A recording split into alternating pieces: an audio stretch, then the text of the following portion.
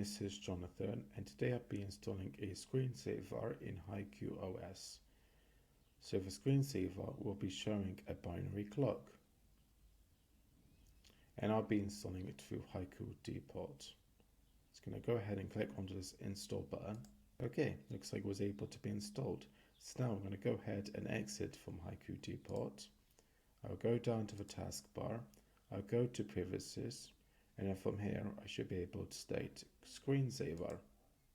And then from here I should be able to click onto the screensavers tab, and then from here I should be able to select Digi clock.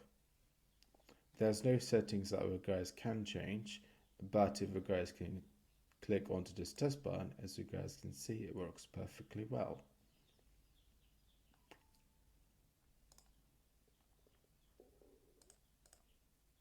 And it looks like it supports multiple colors. Isn't that awesome?